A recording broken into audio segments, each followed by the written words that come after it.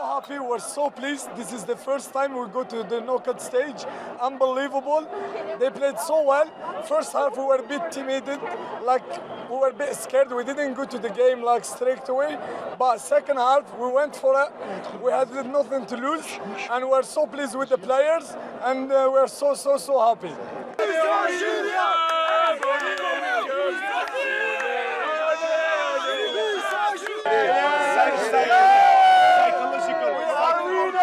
Psychological speaking, now we're the best. Now I think we're going to do something with Germany. Maybe we're going to beat them a little bit again. Let's talk. There is a lot of energy for the next step, I think. A lot of energy. And we'll have to thank Coach Vaid Adilotic. He made a good job, a great job, a very good job.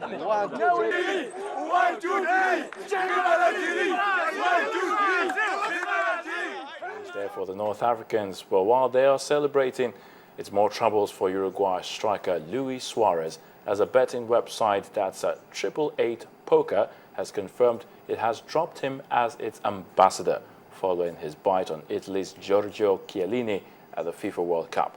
Now, the Liverpool striker was banned for 9 international games and from all football activity for 4 months.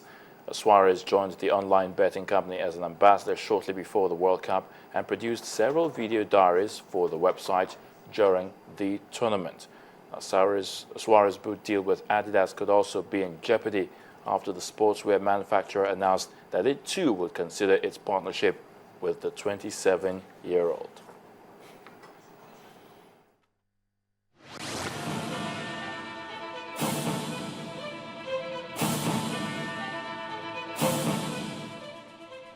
That's a big lesson for others. A big lesson for others, yes. You know, you're sending out a message to the kids watching at home. You know, aside being a talented player on the pitch, you should also have some something that kids can relate to. It talks about self-control. You don't get your emotions get ahead of you. We remember he was crying and sulking when Liverpool lost the title. He's crying, now he's biting. I don't know, he just keeps doing things. That's the sports news. And News Track, many thanks for watching. I'm Melinda Kimani. And I'm Ayotunde Balogun. Network Africa is up next.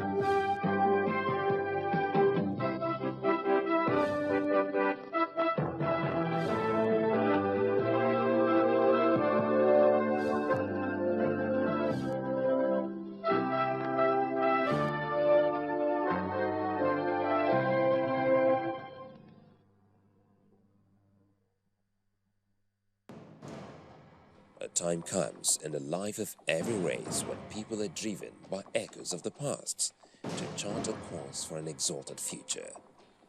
Africa is a blessed threshold, as major actors in the Africa arena plots a renaissance towards common destiny. Let's pedal across the streams of yesterday, through the backstreets of Africa to the defining roles of policymakers, the political realities of the African nation, balance of power, and the strive to sustain national interest and identity. Join us on Network Africa on Channels Television. Network Africa, the rallying point for the emergence of a new Africa. Hello and welcome to Network Africa. I am Adeshewa Josh. This week, Sudanese woman sentenced to death for apostasy who enjoyed barely a day of freedom has been recaptured for a totally different crime. Then, Egypt deals a shocking blow to freedom of speech, jails 3 international journalists to the minimum of 7 years, turning the deaf ear to all international outcry. Fewer eligible voters turn up for Libya's crucial parliamentary elections. Will the votes be enough to unseat the General National Congress? Find out what political analysts are saying. For the people of Libya, coming together and say, you know what, we want to go for a proper election, we want to elect our parliamentarians and the process elect a new prime minister, I think the will of the people will be respected. A barrage of bomb explosions in Kano, Mubi, Adamawa State, and then Abuja, the Federal Capital Territory of Nigeria, even as security operatives and relative agencies step in to manage the situation. An arrest has been made, and security agencies will be following up with that arrest. The building is currently is still an active crime scene, and it has been cordoned off. Investigations have already commenced. The police bomb disposal squad, working in conjunction with other security agencies, are already carrying out investigations. And finally, Fingerful World Cup predictions from a family with 6 fingers each, rooting for their country at the World Cup.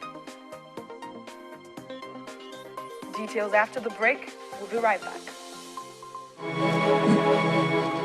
The week began on an explosive note in Nigeria, even as pandemonium broke out along the Gida Muritala BUK road in Kano on Monday, when an improvised explosive device was detonated in the School of Hygiene Technology, killing 8 people. About 20 others were critically injured, and 8 vehicles badly damaged in the incident that was said to have been caused by a suicide bomber.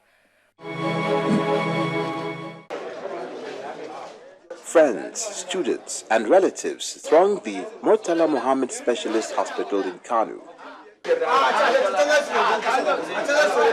Some are here to identify their dead relatives, while others say they came to donate blood. Also, the Emir of Kano, Muhammad Sanusi II, is here to give support to the victims currently receiving treatment at the hospital. Over 20 students are currently receiving treatment in various wards at the hospital. All the patients have been receiving free medical care, and as you heard from them,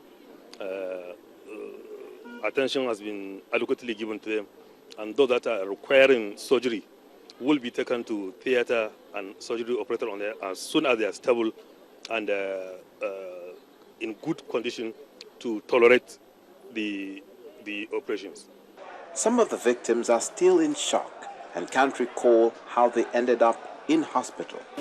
I saw the car driving in, so I left the place. But just as I was returning, the explosion went off. We had just finished praying and wanted to go see our provost when the bomb exploded. Some people even thought we were dead. Journalists are not allowed into the various wards, while desperate relatives have to peer through the windows to see if their relatives are among the bomb blast victims. In the meantime, the Emir of Kano, Muhammad Sanusi II, has condemned the attack and prayed for the quick recovery of the victims. We condemn this act of terrorism that is seeking to destroy our country. We pray to God to end this act for us. We pray to God to forgive us, heal the injured, and accept the souls of the departed. And just 2 days after the Kano bomb explosion, another bomb went off at Kasonwa Kuturu, a market in Mubi, Adamawa State, northeast Nigeria. The news agency of Nigeria quotes the Adamawa Commissioner of Police, John Abakasanga, as saying the explosion targeted a police patrol team. However, there were no casualties. Hours later, a densely populated plaza in the nation's capital, Abuja, was bombed, leaving scores of people dead and many injured. It's another day of sorrow, tears and blood in the nation's capital as the popular Emma Plaza in Wuse 2 area was hit by an improvised explosive device detonated in front of the ever-busy complex. with vehicles burning and sympathizers standing by.